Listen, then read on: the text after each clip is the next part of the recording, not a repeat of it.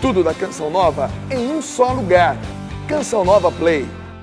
Apocalipse 21, porque eu quero num primeiro momento mostrar para você essa experiência que nós precisamos cultivar no nosso coração de uma esperança desse dia, de uma esperança desse dia final, desse dia que o Senhor virá restabelecer o seu reino, implantar definitivamente o seu reino que está em curso a partir do Pentecostes. Claro, ele teve seu início na encarnação do Verbo, o reino de Deus se fez presente no meio de nós com sinais, prodígios, e ele está presente do Pentecostes no nascimento da igreja, em toda a atividade da igreja, nos sacramentos, nesses encontros que nós fazemos, na igreja quando se reúne para rezar. Esse reino está em curso, sendo implantado pela evangelização que agora acontece através dos meios de comunicação da Canção Nova, TV, rádio, a rede Canção Nova de rádio, a internet. O reino de Deus está acontecendo, a semente está sendo lançada. O reino de Deus vai avançando, ocupando o lugar dele. Aonde o reino de Deus vai chegando, a libertação vai se estabelecendo. Vamos lá então, Apocalipse 21, já pegou aí? Vi então um novo céu e uma nova terra, pois o primeiro céu e a primeira terra passaram, e o mar já não existe. Eu vi também a cidade santa, a nova Jerusalém, descendo do céu, de junto de Deus, vestida como noiva, enfeitada para o seu esposo. Então ouvi uma voz forte, que saía do trono e dizia: esta é a morada de Deus com os homens. Ele vai morar junto deles. Eles serão o seu povo e o próprio Deus com eles será o seu Deus. Vamos ler juntos, versículo 4? Ele enxugará toda lágrima dos seus olhos. A morte não existirá mais, e não haverá mais luto, nem grito, nem dor, porque as coisas anteriores passaram. Pergunta para quem está do seu lado: você quer viver isso aqui? Você quer experimentar isso aqui? Pergunta para quem está do outro lado: você quer experimentar isso aqui? Vamos repetir, vamos ler junto o versículo 4. Ele enxugará toda lágrima dos seus, a morte não existirá, e não haverá mais luto, nem grito, nem dor, porque as coisas anteriores. Então diga comigo: Maranata. Vem, Senhor Jesus. Mais uma vez, diga bem forte: Maranata. Vem, Senhor Jesus. É por causa disso que brota do nosso coração esse grito, esse clamor. É por causa disso, por causa dessa restauração. Porque não pense que o mundo vai acabar. Esse mundo vai ser transformado. Mesmo que exploda uma bomba, Deus vai fazer ele virar do avesso e se transformar num mundo novo, onde nós vamos habitar com Deus, céus novos e terra nova. O meio nós não sabemos como vai acontecer. Vamos supor, se algum louco aí explodir 50 bombas bombas atômicas no mundo inteiro, pronto, acabou isso aqui. Mas Deus vai transformar esse mundo num mundo novo, onde Ele enxugará toda a lágrima dos nossos olhos. A morte não vai existir mais, não haverá mais luto, nem grito, nem dor, porque as coisas anteriores passaram. Diga comigo: Senhor, eu anseio no mais profundo do meu coração que esse dia chegue logo. Eu quero experimentar, Senhor, essa promessa de que o Senhor enxugará toda a lágrima dos meus olhos, de que a morte não vai existir mais, não vai haver mais luto, porque eu não vou perder mais ninguém. Senhor, não vai existir grito, dor não existirá mais, não existirão mais enfermidades, sofrimentos, porque as coisas anteriores vão passar. Eu quero experimentar esse mundo novo que há de vir. Por isso, eu e você não podemos cultivar o medo. Por isso eu e você precisamos cultivar no nosso coração a esperança desse grande dia, desse grande momento, dessa restauração universal, desse grande espetáculo da parte do nosso Deus, essa grande restauração. É claro, Ele vai separar o joio do trigo, os cabritos das ovelhas, por isso a importância da vigilância e da vida de santidade, para que nós estejamos no meio das ovelhas, para que nós sejamos o trigo, para que nós sejamos esses que produzem o bem, que fazem o bem, que realizam o bem, que obedecem a palavra, que vivem com radicalidade o evangelho, que não se misturam com o fermento estragado desse mundo, mas que sempre estão em busca do fermento novo, da vida nova, dessa experiência com o novo de Deus. E continua o Apocalipse: aquele que está sentado no trono disse: eis que faço novas todas as coisas. E disse-me, depois ele me disse: escreve, pois, estas coisas, porque elas são dignas de fé e verdadeiras. E disse-me ainda: está feito, eu sou o alfa e o ômega, o princípio e o fim. A quem tiver sede eu darei de graça da água vivificante. Estas coisas são a herança do vencedor, e eu serei o seu Deus, e ele será o meu filho. Dá uma olhadinha para quem está do seu lado, é você. Essa palavra, diga para ele, é para mim e é para você, para nós. Diga: para mim. Eu acolho essa palavra para mim. E eu quero experimentar essa herança. Deus sendo verdadeiramente, inteiramente, totalmente o meu Deus e eu o seu filho. Porque a lágrima vai ser enxugada.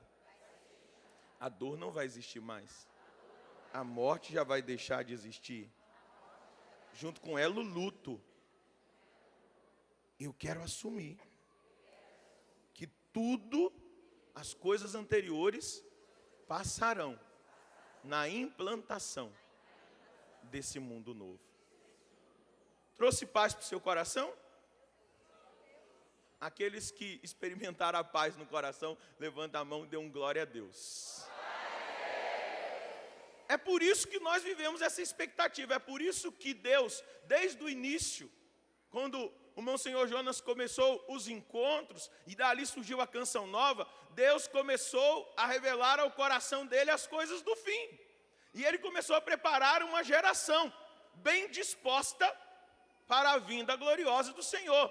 E essa missão continua com ele, hoje, e continua com essa obra que Deus o inspirou a fundar. A canção nova existe para preparar um povo bem disposto para a segunda vinda de nosso Senhor Jesus Cristo. Nós não podemos perder isso de vista. Você é família Canção Nova, você faz parte da nossa família, você está conosco nessa luta pela evangelização, você bebe dessa evangelização, você evangeliza conosco com o nosso material, com todo o celeiro de pregações que há no Davi, com toda a realidade dos livros que existem também aí no Davi, as músicas, você está evangelizando conosco e fazendo com que essa missão de preparar um povo bem disposto para a segunda vinda de Jesus, ela aconteça. Aqueles que estão em paz e que querem viver essa expectativa, aplauda esse Deus que virá, esse Senhor que virá, esse Senhor que quer falar conosco, que quer nos indicar esse caminho. Mas agora vamos olhar, eu trouxe essa realidade da esperança, desse prêmio para os vencedores, dessa herança para os vencedores, mas vamos ver o que a doutrina da igreja vai dizer no catecismo, no número 671. Veja, escute. Já presente na sua igreja, o reino de Cristo, contudo, ainda não está acabado em poder e glória, pela vinda do rei à terra. Este reino ainda é atacado pelos poderes do mal, embora estes já tenham sido radicalmente vencidos pela Páscoa de Cristo. Mas ele ainda ataca o reino de Cristo, ele ainda ataca as obras de evangelização, ele ainda ataca a igreja, que é sacramento universal de salvação. O número 48 da Lumen Gentium vai dizer: a igreja como sacramento universal de salvação, e a igreja como esse lugar de preparação para essa vinda de Jesus, essa segunda vinda de Jesus. A Lumen Gentium vai trazer isso. É na igreja que nós somos preparados pelos sacramentos, pela escuta da palavra, pela evangelização, pela missão.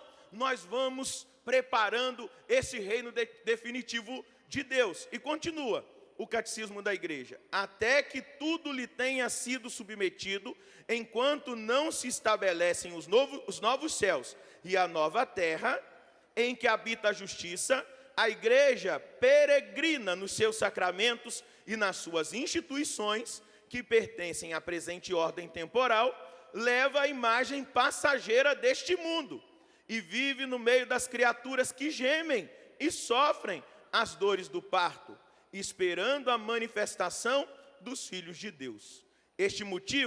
Por este motivo, os cristãos oram, sobretudo na Eucaristia, para que se apresse o regresso de Cristo, dizendo-lhe: vem, Senhor Jesus. O que os cristãos oram todos os dias pedindo? O regresso de Cristo. E o que os cristãos pedem? Vem, Senhor Jesus. Maranata. E continua o 672. Cristo afirmou que antes da sua ascensão, que ainda não era a hora do estabelecimento glorioso do reino messiânico, esperado por Israel, o qual devia trazer todos os homens, segundo os profetas, a ordem definitiva da justiça, do amor e da paz. O tempo presente é, segundo o Senhor, o tempo do Espírito e do testemunho, mas é também um tempo ainda marcado pela desolação e pela provação do mal, que não poupa a igreja. Escutou? Quando você ouvir situações, quando você vê situações no seio da igreja, no interior da igreja, quando você olhar lá no seu grupo e ver as imperfeições, as dificuldades que a evangelização tem enfrentado, até mesmo nós evangelizadores, aquilo que nós vivemos, os ataques do maligno, as provações, deixa eu dizer, os escândalos, que muitas vezes são jogados na mídia. Entenda isso aqui: o tempo presente é, segundo o Senhor, o tempo do Espírito e o tempo do testemunho. Desde 1967, nós experimentamos na Igreja Católica, através do movimento da renovação carismática católica, um derramar abundante do Espírito. E a Canção Nova vem dessa inspiração carismática. Nasceu no seio da renovação carismática. É carismática e nós experimentamos carismaticamente a manifestação do Espírito. Nós vemos os sinais, os milagres, os prodígios, os carismas sendo colocados a serviço. É o tempo do Espírito, é o tempo da igreja, é o tempo da evangelização, é o tempo do testemunho, é o tempo de conquistar almas. É o tempo, não é. Se nós estamos na expectativa, São Paulo já dizia, porque naquela época os primeiros cristãos eram movidos por esse Espírito. E eu preciso dizer para você que é filho da igreja, para você que é membro de uma comunidade, de um instituto, você que é de uma congregação, quando nós perdemos a visão escatológica, a atenção escatológica, essa dimensão dos fins dos tempos, a moralidade cai. A moral vai lá para baixo, se esfria. Aquele povo vivia com intensidade, os primeiros cristãos viviam com intensidade a expectativa do reino de Deus que viria. Eles queriam que viesse na geração deles, não veio. Passaram aí, 2000 anos. Nós estamos aqui, não sabemos se virá na nossa geração, mas nós, vivendo a expectativa, nos preparamos. Estamos prontos e podemos dizer com tranquilidade e paz: Maranata, vem, Senhor Jesus. Mas quando nós alimentamos essa tensão que a teologia da igreja vai dizer, é uma tensão escatológica, é uma tensão que me provoca, me atrai para Deus, me atrai para a oração, me atrai para a santidade, me conduz para esse caminho, eu experimento aquilo que é o projeto de Deus para a minha vida. E veja, o catecismo continua, mas é também um tempo ainda marcado pela desolação e pela provação do mal, e que não poupa a igreja. Diga para o seu irmão, a igreja é santa, mas os seus filhos são pecadores. Então, diante de qualquer notícia má que possa acontecer no seio da igreja, como alguns anos atrás foi tão exposto diante das câmeras, dos jornais, das revistas, dos meios de comunicação, você entenda isso. A aprovação do mal não poupa a igreja, não poupa a sua paróquia, a sua diocese, não poupa a Canção Nova. E inaugura os combates dos últimos dias. É um tempo de espera e de vigília. Repita comigo, é um tempo de espera e de vigília. É um tempo de espera e de vigília. Repita mais uma vez, é um tempo de espera e de vigília. Então eu falei que Jesus não revelou o dia que ele iria voltar, mas a igreja revelou. Eu vou ler para você agora. Você quer saber a data? Quer? Então vamos ler o próximo número do catecismo. A partir da ascensão, a vinda de Cristo na glória está iminente. Mesmo que não nos pertença saber os tempos ou os momentos que o Pai determinou com a sua autoridade. Este advento escatológico pode se realizar a qualquer momento. Fala para quem está do seu lado, descobri o dia. Fala para quem está do outro lado, eu descobri o dia. A igreja acabou de falar no catecismo. Diga para ele, você quer saber o dia? A qualquer momento. É o dia. Você sabe qual é o momento? Não, mas é a qualquer momento o Senhor virá. A igreja está dizendo, e sabe quem compôs esse catecismo? O cardeal Ratzinger, juntamente com o beato João Paulo II. Claro, com a contribuição de outros bispos cardeais, mas quem escreveu isso aqui, quem releu, quem corrigiu, é o nosso Papa Emérito, o Papa Bento XVI. E aqui está escrito que esse evento escatológico pode realizar-se a qualquer momento, ainda que esteja retido ele e a aprovação final que o preceder.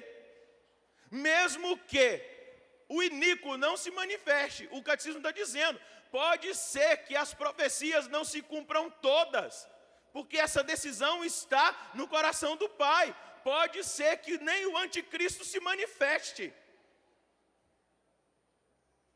Pode ser, é isso que o catecismo está dizendo. Mesmo que todas as profecias não se cumpram, o Pai vai determinar o dia. Mesmo que o anticristo não se manifeste, o Pai pode antecipar que a santidade da minha vida apresse o Senhor e Ele logo virá. Que nós como igreja, gritando, buscando esse Maranata, vivendo esse Maranata, vem Senhor Jesus, nós apressemos esse dia. Com a nossa vida, com a nossa santidade, com a nossa busca. Mas vamos lá, vai na carta de São Paulo aos Tessalonicenses, a primeira carta aos Tessalonicenses, o número do catecismo, a Luzia está pedindo para eu dar aqui, esse é o 673. Eu li o 671, 672 e o 673, foi uma sequência, até chegar na data que eu queria revelar para você, a qualquer momento. 671, 672, você que está anotando aí, 673 do catecismo. E agora, eu quero convidar você a ir lá na primeira carta aos Tessalonicenses, no capítulo 5, no versículo 1. Para a gente começar a vislumbrar os sinais que a palavra de Deus nos traz. Veja, Quanto aos tempos e momentos, irmãos, não precisais que vos escrevamos. Vós mesmos sabeis perfeitamente que o dia do Senhor vem como um ladrão durante a noite. Não é que vai ser de noite que o Senhor vai vir. Vamos fazer a interpretação da palavra. O ladrão vem durante a noite para roubar. É isso que a palavra está dizendo. Geralmente um ladrão assalta uma casa à noite. É claro, hoje, no tempo que está, é de dia, de manhã, de madrugada, qualquer horário. Mas, quando Paulo escreveu, a noite era a hora que estava todo mundo desprevenido, dormindo. Então ele está dizendo, é um dia que nós talvez não estejamos esperando, no sentido, ali, ele vai voltar agora. Ele está falando que ele virá como um ladrão, a gente não vai saber. Quando todo mundo estiver dizendo paz e segurança, então de repente cairá sobre eles a ruína, como as dores sobre a mulher grávida, e não conseguirão escapar. Mas vós, irmãos, não estáis nas trevas, de modo que esse dia vos surpreenda como um ladrão. Vós todos sois filhos da luz e filhos do dia. Como não somos da noite nem das trevas. Nós não somos da noite e nem das trevas. Portanto, não durmamos como os outros, mas vigiemos e sejamos sóbrios. Veja, vigiemos e sejamos sóbrios. Mas eu queria trazer uma palavra aqui que Paulo diz, então cairá de repente sobre eles a ruína, como as dores de uma mulher grávida. Existem alguns sinais, e aí, marca essa palavra, a gente pode voltar nela depois, mas vá no Evangelho de Lucas, no sermão escatológico, para nós averiguarmos na palavra, eu estou usando a palavra de Deus, para nós percebermos os sinais dessas contrações, dessa mulher grávida que está para dar à luz ao mundo novo. Ao mundo novo. Versículo 7 do capítulo 21 do Evangelho de Lucas. Amém? Mas eles perguntaram, mestre, qual será o sinal de que isso está para acontecer? Ele respondeu, cuidado para não ser desenganados, porque muitos virão em meu nome, dizendo sou eu, e ainda o tempo está próximo. Não andeis atrás dessa gente. Veja, cuidado, é um alerta que Jesus está falando, que muitos viriam em nome dele. Dê uma olhadinha hoje para a realidade aí fora. Quantos estão falando em nome de Jesus? Quantos estão ensinando coisas erradas? Até mesmo o Cristo da nova era, que eu denunciei aqui para vocês nesses dias. O novo paradigma, o antigo paradigma tem que acabar, porque nós vamos começar uma nova era, a era de Aquários. E nessa era de Aquários, ela vem com o Cristo verdadeiro, não aquele Cristo fraco que morreu na cruz, mas o Cristo do Aquário, da nova era, o Cristo da iluminação, Lúcifer. Claro, ele não vai vir de chifre e de rabo, fedendo enxofre, fica tranquilo. Vai vir muito bem, vestido com um intelecto abastado, e diz os textos da Sagrada Escritura, fazendo grandes sinais e prodígios, para tentar fazer perder até os eleitos. Dá uma olhadinha para quem está do seu lado, dos eleitos nós. Por isso, meu irmão, cuidado, não fica só buscando milagre, prodígios, sinais. Nós estamos vivendo esse tempo do Espírito, mas o tempo do Espírito é para nos trazer de novo para o sobrenatural, porque nós materializamos tanto, tanto as coisas, que nós precisávamos desse derramamento do Espírito. Deus sabia, desde lá do profeta Joel, vai dizer que nos últimos dias o Espírito Santo seria derramado sobre todas as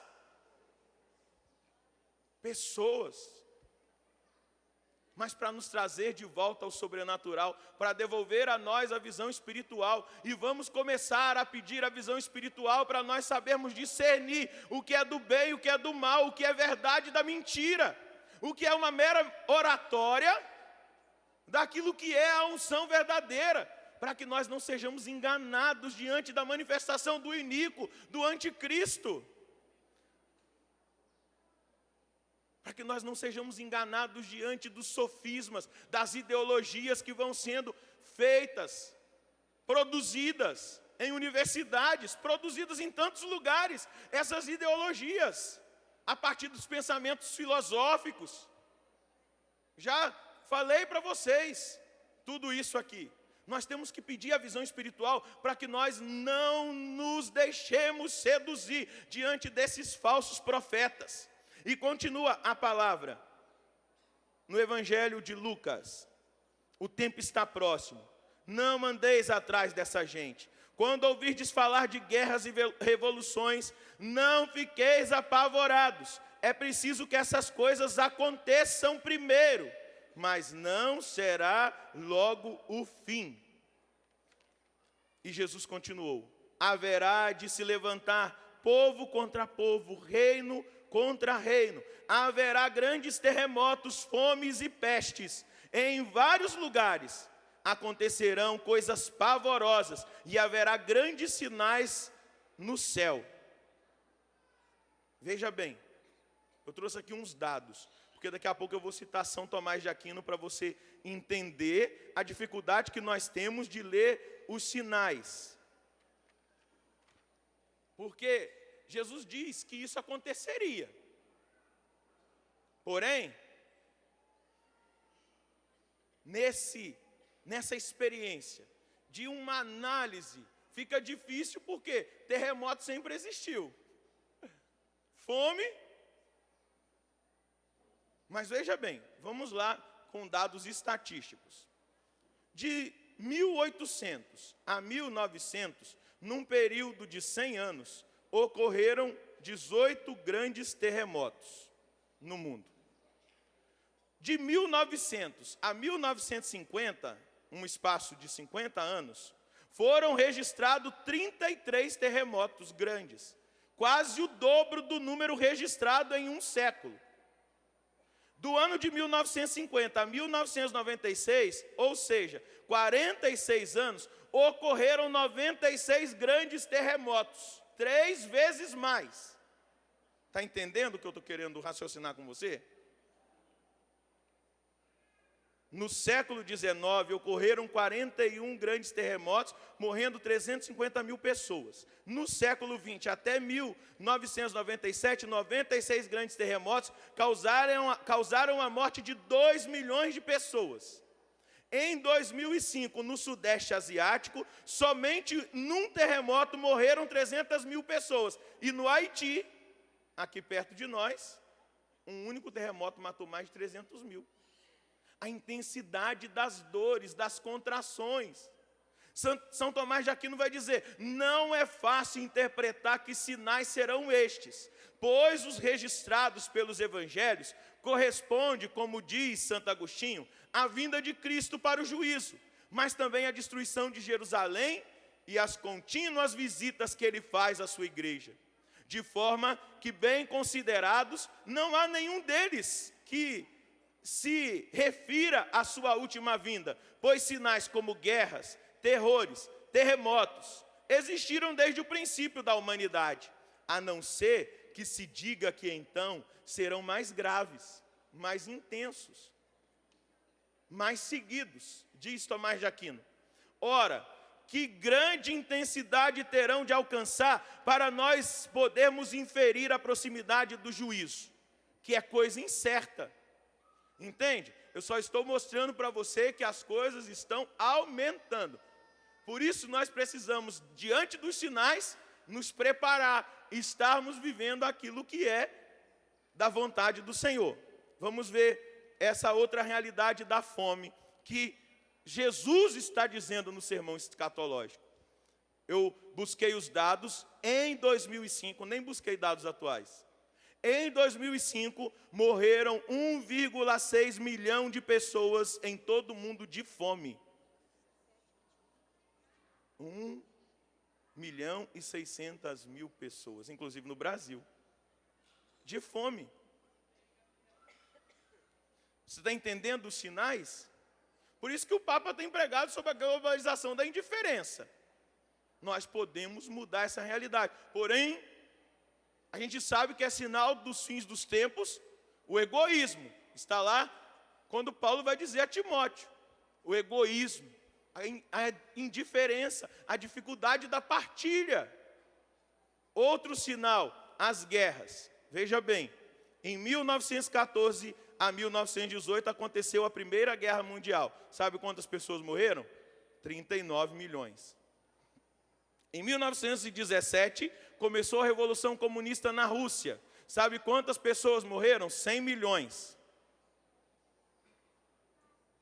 Em 1939 a 1945, a Segunda Guerra Mundial matou 51 milhões de pessoas. As guerras têm se multiplicado, mais ou menos 70 conflitos de guerra em todo o mundo estão acontecendo agora. Só na Síria já morreram mais de 300.000 pessoas. Sem contar no Egito e nos outros países que estão nesses conflitos internos e uns contra os outros. Ouvireis falar de guerra, vai dizer Jesus aqui. E a guerra contra a vida? Você sabe quantos seres humanos são mortos todos os anos pela prática do aborto? 55 milhões. Dados da OMS, Organização Mundial da Saúde. E pelo suicídio? Cultura da morte. 1 milhão de pessoas no mundo inteiro. Dado do ano passado da OMS. Mais 20 milhões tentam suicídio. Poucos aqui na nossa América do Sul e América Central, a maioria nos países ricos. E é absurdo, dos 15 aos 18 anos aos 19, é a segunda maior causa de morte entre os jovens e adolescentes. Um mundo que abandonou Deus, que se afastou de Deus, da experiência de Deus. Você lembra? Eu comecei falando da esperança para que você não assustasse com os dados. Porque a nossa libertação está próxima. Eu comecei a mostrar para você que Deus enxugará as nossas lágrimas para que você não fique com medo diante dos dados, mas que você se prepare, para que você esteja vigilante, para que você seja solidário, para que você ajude as pessoas. Estive doente e não me fostes visitar, estive preso e não me foste visitar, estive nu e não me vestiste, tive fome e não me deste de comer, tive sede e não me deste de beber.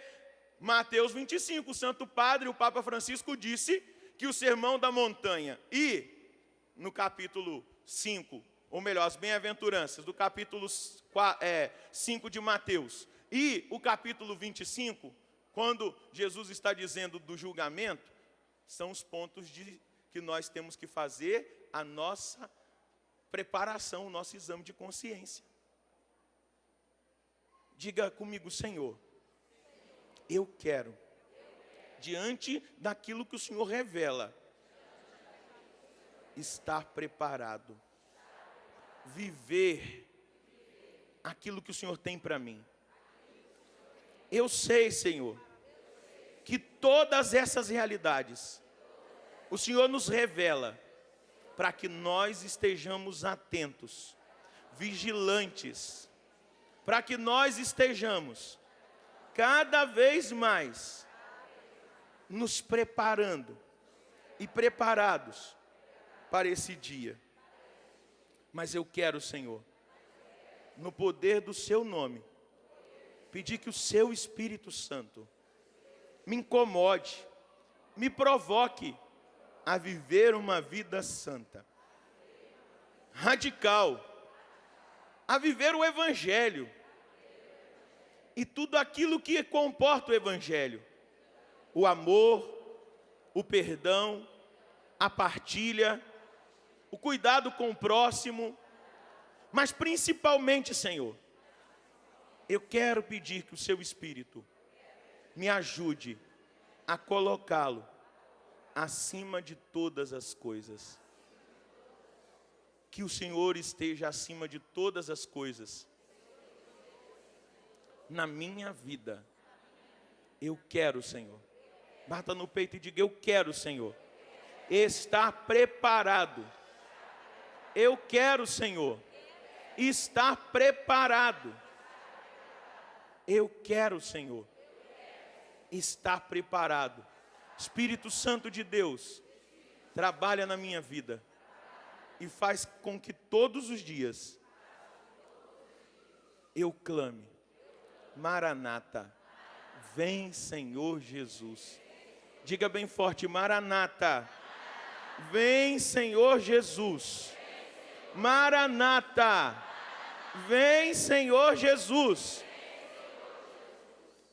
Veja só, Jesus continua: antes disso tudo, porém, sereis presos e perseguidos, sereis entregues às sinagogas e jogados na prisão, sereis levados diante dos reis e governadores por causa do meu nome. Será uma ocasião para dardes testemunho. Olha a visão. Para dardes testemunho. Determinai não preparar a vossa defesa, porque eu vos darei palavras acertadas que nenhum dos inimigos vos poderá resistir ou rebater. Sereis entregues mesmo pelos próprios pais, irmãos, parentes e amigos. Alguns de vós matarão. Sereis odiados por todos por causa do meu nome, mas nem um só fio de cabelo cairá da vossa cabeça. É pela vossa perseverança que conseguireis salvar a vossa vida. Vou repetir esse versículo 19. É para a vossa perseverança que alcançareis, que conseguireis salvar a vossa vida. Nós precisamos perseverar no Evangelho, perseverar na nossa decisão de santidade, perseverar no nosso caminho com Deus, perseverar na nossa vida de igreja. Eu volto a dizer aquilo que Paulo, eu não lembro se eu concluí, dizia: quando se falava da vinda do Senhor naquele tempo, muitas pessoas pararam de trabalhar e disseram: não, agora nós vamos esperar, então já que ele está vindo. E Paulo dizia: quem não trabalha não deve comer. Não é porque Jesus vai voltar que agora nós vamos pegar todo mundo para um alto do monte e vamos fazer uma comunidade rural e vamos ficar esperando Jesus Cristo voltar. Não, é o tempo da igreja, é o tempo do Espírito, o tempo do testemunho, e nós estamos no mês missionário. Jesus está procurando trabalhadores para a messe. Você tendo consciência, e se Deus inspirou esse acampamento com esse tema, para nós trabalharmos esse tema, para nós retomarmos a realidade dos fins dos tempos, é porque você tendo consciência desse dia que se aproxima, você se coloca a serviço do Senhor na sua comunidade, numa pastoral, num movimento, e você queira que as outras pessoas conheçam o amor de Jesus, experimentem o amor de Jesus, e encontrem esse amor que vai fortalecê-los nesses dias difíceis. Os dias já são difíceis, já são maus, não é verdade? Já são difíceis, mas é esse amor que vai nos sustentar, esse amor que vai nos fortalecer, esse amor que vai nos dar a graça para nós continuarmos caminhando. Nós não temos que nos isolar, nós temos que avançar. Nós não temos que parar a evangelização, nós temos que avançar, chegar em lugares que nós não conseguimos chegar ainda. Nós temos que ter a coragem de confiar em Deus e de saber que Deus vai nos conduzindo. É o tempo de anunciar o Evangelho aos 4 cantos da terra. Segura na mão de quem está do seu lado. E diga para esse irmão: Deus conta com você. Deus conta com você. Deus conta com você. Segura, continua segurando aí na mão desse irmão. Balança a mão dele, para ele sentir. Diga para ele: Deus está te chamando. A radicalidade do Evangelho. Mas Deus também está te chamando a ser testemunha desse Evangelho lá fora. Porque o Evangelho precisa chegar nas nações, no coração daqueles que ainda não o escutaram. E diga, foi você que Deus escolheu. Olha que escolha boa que Deus fez. Dá uma olhadinha para o seu lado. Olha que escolha boa que Deus fez. Quantos casais podem servir numa pastoral matrimonial? Que nós precisamos ajudar a preparação dos matrimônios. Continua segurando aí a mão do irmão, para ele se sentir fortalecido e chamado. Quantos casais podem colocar-se a serviço na pastoral matrimonial? Quantos jovens ali, o casal acho que já está levantando a mão, que já fazem parte, né? Glória a Deus. Mas quantos estão aí sem se colocar serviço na igreja? Eu preciso dizer para você, colocar serviço na igreja, você vai passar por provações. Em que sentido? Você não vai encontrar pessoas perfeitas dentro do grupo de vocês, na coordenação, na pessoa do seu pároco, do conselho paroquial. Vai ter problemas, dificuldades. Mas a presença de Deus, a força de Deus que move todos os movimentos na igreja é muito maior do que as imperfeições, é muito maior do que aquilo que nós vamos encontrar de dificuldade. E é em Cristo que nós temos que confiar, é nele que nós temos que buscar essa força. Balança a mão do seu irmão, é mês missionário. Tenha coragem de entregar a sua vida para que o Evangelho seja pregado. Talvez distribuindo sopa na rua para os pobres que não têm o que comer. Mas faz alguma coisa. Visitando um presídio, se colocando à disposição de uma pastoral carcerária, da pastoral da criança, para diminuir a mortalidade infantil. Quantas pastorais nós temos? Na intercessão do seu grupo, na pregação, no dom que Deus te deu. No serviço dos pobres. Se você é médico, tira um dia da sua semana para atender os pobres. Se você é advogado e só quer ganhar dinheiro, oferece um dia o atendimento para aqueles que não têm condição de pagar um advogado. E evangeliza com seu testemunho. Você professora, você dona de casa. Todos nós, balança a mão do seu irmão, todos nós somos chamados a essa realidade de ser esse instrumento na mão de Deus. E eu aprendi, eu estou falando, você pode falar para o seu irmão, mas eu aprendi, diga, eu aprendi, balança a mão dele, eu aprendi na eleição, em 2005, do Papa Bento XVI, quando ele apareceu, lá no balcão da Basílica de São Pedro, ele disse, Deus escolheu esse pobre servo para trabalhar na sua vinha. E ele sabe trabalhar com os instrumentos insuficientes. Dá uma olhadinha aí para esse instrumento suficiente. Deus sabe trabalhar com instrumentos insuficientes. Só que a gente vive dando desculpa para... A gente vive dando desculpa para não servir, para não se colocar a serviço. A gente dá muita desculpa para Deus. A gente dá muita desculpa. Ah, mas é igual o profeta Jeremias. Eu não sei falar, eu sou apenas uma criança. Deus diz, vai falar por mim, eu falarei através de você. Mas enquanto nós colocamos a confiança em nós, a gente não é muito capaz mesmo não. Eu não sou capaz, mas a graça de Deus em mim é maior do que as minhas incapacidades. Muito maior do que as minhas incapacidades. Vamos continuar aqui o texto. A perseverança, a vossa perseverança, é através dessa perseverança, que você vai conquistar a salvação para a vossa vida. Quando vir de Jerusalém cercada de exércitos, ficais sabendo que a sua destruição está próxima. E então os que estiverem na Judéia fujam para as montanhas. Os que estiverem na cidade, afastem-se dela. E os que estiverem fora da cidade, nela não entrem. Pois esses dias serão de vingança, para que se cumpra tudo o que dizem as Escrituras. Ai das mulheres grávidas e daquelas que estiverem amamentando naqueles dias, pois haverá grande angústia na terra, e a ira contra este povo. Serão abatidos pela espada e levados presos para todas as nações, e Jerusalém será pisada pelos pagãos até que se complete o tempo marcado para eles. Haverá sinais no sol, na lua e nas estrelas. Na terra as nações ficarão angustiadas, apavoradas com o bramido do mar e das ondas. As geleiras já estão descongelando. As pessoas vão desmaiar de medo, só de pensar no que vai acontecer ao mundo, porque as potências celestes serão abaladas. Então verão o Filho do Homem vindo numa nuvem com grande poder e glória.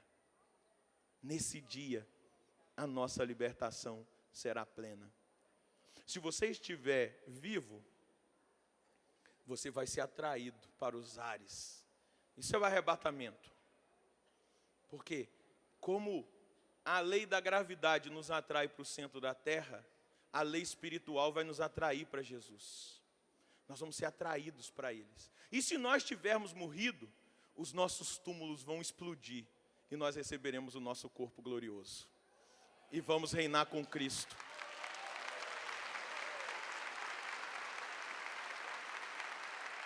Os mortos ressuscitarão, e é tão bonita a fé judaica, porque eles estão esperando o Messias, e você vai lá no Monte das Oliveiras, os túmulos estão exatamente aonde eles dizem que o Messias vai vir glorioso para entrar pela porta de ouro, a Golden Gate, que está fechada, porque ali o Messias vai passar. E eles são enterrados, é o lugar mais caro, é o cemitério mais caro. Porque por ali o Messias vai passar, e quando o Messias vier, os túmulos vão explodir, os mortos ressuscitarão, recebendo esse corpo glorioso, e vão reinar com ele na nova Jerusalém celeste.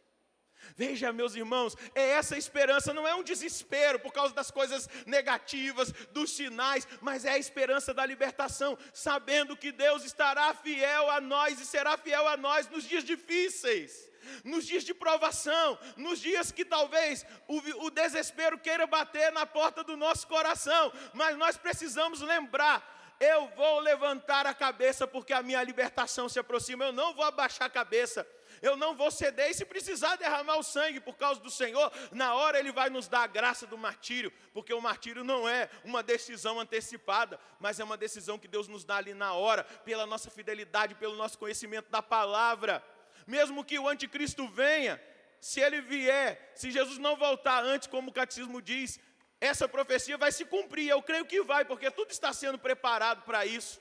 Essa nova ordem mundial prepara a manifestação do anticristo. As ideologias preparam esse reinado desse iníquo.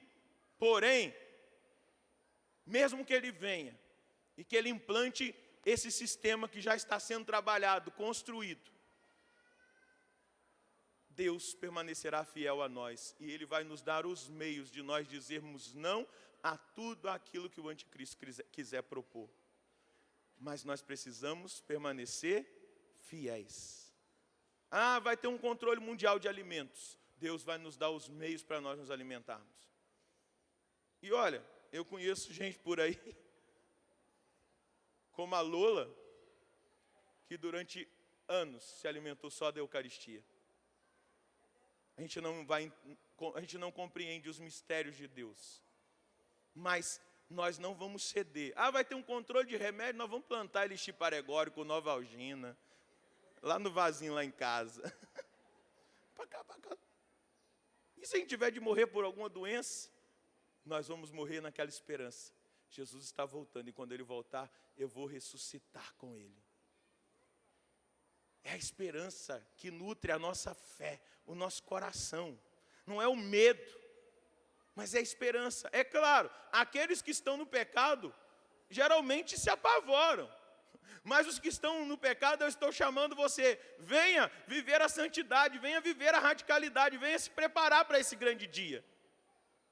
Mas nós precisamos ter o conhecimento. Por que nós, a partir do nosso fundador, falamos da segunda vinda de Jesus? Porque é doutrina bíblica e é doutrina da Igreja Católica, é uma verdade de fé que Jesus voltará na sua segunda vinda e nós precisamos estar preparados. Preparados para esse dia. E à medida que você vai tendo conhecimento, que você vai perdendo o medo, tem gente que nem abre o Apocalipse de medo. Muito menos lê Mateus 24, Lucas 21, Marcos 13, o sermão escatológico. Quando chega o advento, tampa até o ouvido na hora da proclamação do evangelho. De medo. Mas não tenha medo. É a nossa libertação que se aproxima, está próxima a nossa libertação. Sim, dias maus virão, mas aquele que é o supremo bem estará conosco. E como o Salmo 22, 23 vai nos dizer, mesmo que eu passe pelo vale tenebroso da sombra da morte, comigo tu estás e estarás. Essa é a nossa confiança. Dizer Maranata, vem Senhor Jesus, é ter a visão da realidade e não se apavorar com a realidade, mas é ter esperança, até mesmo diante dos sinais tão difíceis e duros que nos foi trazido por Jesus no sermão escatológico. Como um relâmpago que sai do Oriente e que se mostra no Ocidente, assim há de ser a vinda do Filho do Homem. Tenta usar a sua imaginação. Lembra lá em Atos dos Apóstolos, no capítulo 1, quando Jesus ascende aos céus, os seus apóstolos ficam lá, e aparece um anjo, e diz, mas por que vocês estão olhando para o céu? Esse mesmo Jesus que vós viste subir nas nuvens, ele virá sobre as nuvens. No outro texto do sermão escatológico de Mateus e Marcos, eles trazem um detalhe. Virá um sinal no céu, o sinal do Filho do Homem. Qual é o sinal do Filho do Homem? A cruz, que todas as nações verão e baterão no peito, com um grande clamor de arrependimento. Mas imagina, o céu se abrindo e Jesus voltando nas nuvens, para restaurar essa terra, para restaurar definitivamente a sua família, a sua casa, restaurar a sua vida, trazer uma alegria perfeita que não vai deixar mais o seu coração. Você imagina o corpo glorioso, sem enfermidade, sem dor. Lá na transfiguração, Pedro, Tiago e João viram aquele corpo glorioso de Jesus, eles viram e experimentaram um pouco do que seria o céu. E Pedro vai dizer, Senhor, é bom estarmos aqui. Ele experimentou um pouco do gozo do céu. Ele experimentou um pouco do gozo de céus novos e terra nova. E ele disse, Senhor, é bom estarmos aqui. Vamos fazer 3 tendas. Uma para o Senhor, uma para Moisés e outra para Elias. Por quê? Tamanha foi a manifestação de Deus. Da alegria, da presença, da santidade, da beleza,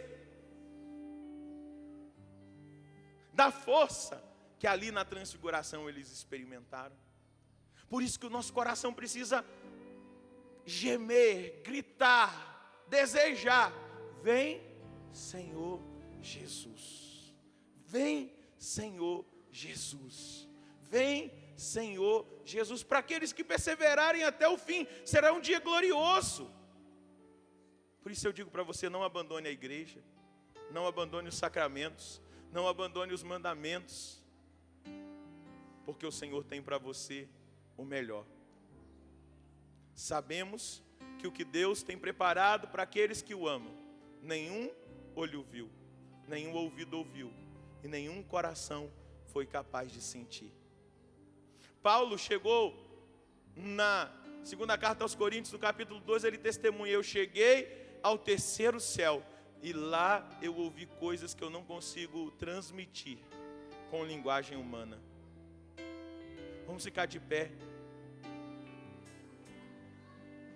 Dá uma erguida aí nos seus braços. Dá uma espreguiçada.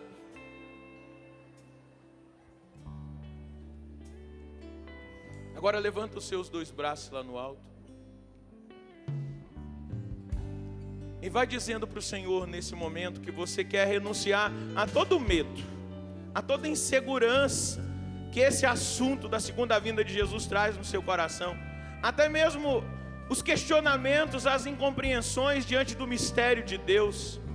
Mas diga: Senhor, eu quero renunciar ao medo porque eu quero assumir a realidade da esperança, a realidade do melhor do Senhor que está por vir, que é o seu Filho Jesus Cristo na sua segunda vinda e definitiva vinda, para restaurar essa terra, para me dar esse corpo glorioso, para acabar com o sofrimento, com a morte, para com o sopro da boca dele, destruir as obras do mal, o inimigo, o iníquo, o falso profeta, o anticristo.